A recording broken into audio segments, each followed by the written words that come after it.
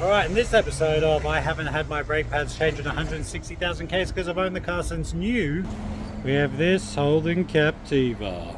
The usual customer contacted me, hey, I've seen all your stuff, I want you to do my car and work on it.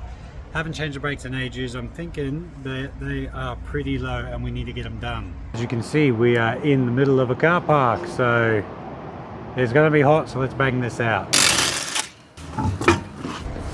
So these pads are low as, but it's one of those ones where he's had them for a while, so he must be doing something right.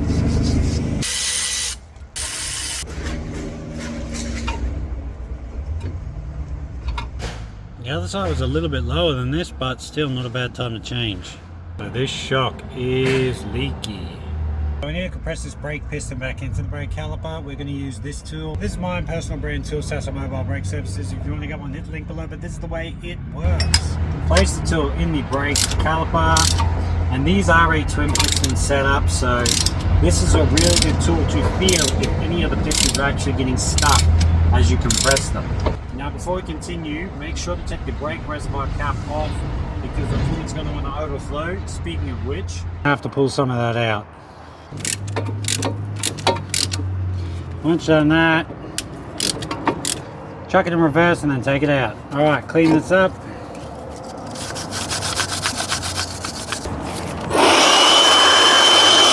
Spray it with some brake clean, or get everything as clean as possible so then the new brake dust has somewhere to go.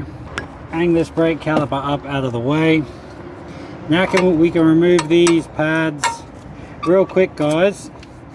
You see these pads? See these little protrusions in the pads, these tabs? And there's here, they actually mess up installing this. These inside ones need to go on the inside, and these ones that go to the outside of the pad need to go on the outside, because if you put this here, the top lip of the middle lip of the actual caliper will sit on it, not distribute the pressure evenly, thus giving you poor braking performance, uneven brake pad wear, yada yada yada. Percent of old versus new. Now the reason I believe this guy when he says he hasn't changed them is because these are still got the factory red Loctite on it, and they don't want to come out. See? Red Loctite. You gotta clean this up. Brush, brake clean, wipe it down. Something like this, make sure to pull these tabs off and clean underneath it as well. Critical part, do not forget to re-grease these slides. I just use this Bendix brake grease. Seems to work fine, never had any dramas with it. And when I go back to cars that I have used it on, it seems to still be blue and moving freely. You need to remove this screw that holds the rotor on. Get an impact screwdriver and get the correct Torx bit. This just makes it so easy to remove. Remove the rotor. Give the face of the hub a quick clean. You can see it drying in real time because of how hot it is. Some anti-seize. Don't have to go crazy with it. Here is the new brake rotor. This is absolutely covered in oil and needs to be sprayed down with brake clean and wiped with a clean rag.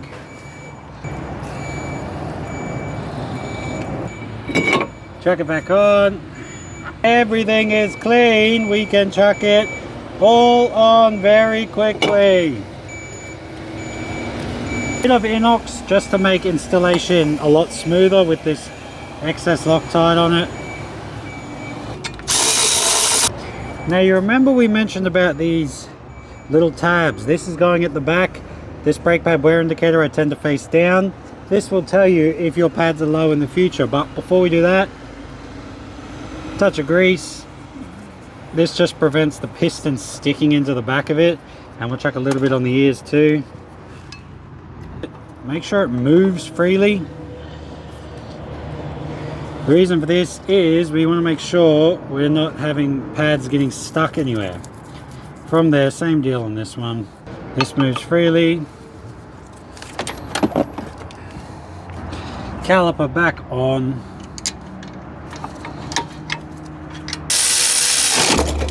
Essentially, that's done, but we still have to do the rears. Alright man, I'll just explain this to you. So if you have a look here, you can see these pads, they're probably about 50%, you know what I mean? They're not, probably even more. They're wearing really well. Don't recommend changing them. What I can do is, while I'm here, just to avoid any, because you know, sometimes I get build up and stuff, obviously re-grease the slide pins, try to give everything a little bit of a clean, both sides, then that will keep the noise down. And also remember, your handbrake is in this drum, so what that means is realistically it shouldn't get too much dust build up, because it's not like that, like a dual cab where you're actually using it, you know, all the time and wearing shit out. But what I'll do is I'll just give everything a little bit of a clean, a little bit of a re-grease, and then from there, unless that side is completely stuffed, you should be good, man. Like, this has got heaps of meat. Like, it's not touching the wear indicator. If you look here, it's not like silvery or anything like that. It's covered in crap. So that's a sign that perhaps maybe that's what could have been making the noise. But at the end of the day, it's totally up to you. My recommendation, they seem fucking like, if you got that much meat, man, I wouldn't think about it unless the other side's completely gone. See, here you go with the other side there. Yeah. Also, that front left shock is leaking, by the way. Just something I noticed. Apparently he's never had the brakes done. Like I said, I'll clean everything up in here, but it's one of those situations where he wasn't really having any performance problems. It was more just a matter of there was a bit of sound, but he didn't know where it was coming from. So chances are it was probably coming from the front.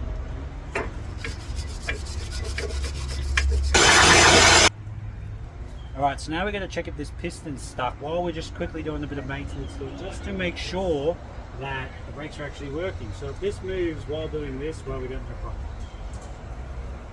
It's moving extremely smooth. So that's not a problem there. Slides are greased. I mean, when I pulled those pads out, they weren't stuck. Ks aren't always the be all and end all of how things are going to wear. This guy reckons he's doing big Ks on the motorway, so that might explain it. So I'll grease these slides.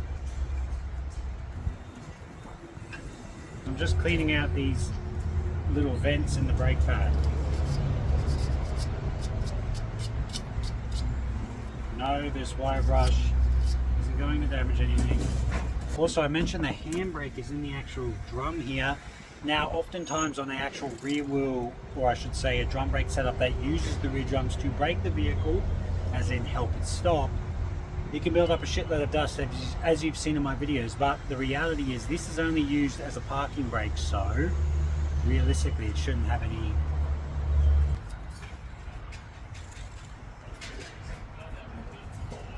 He's back in and we'll go for a test drive.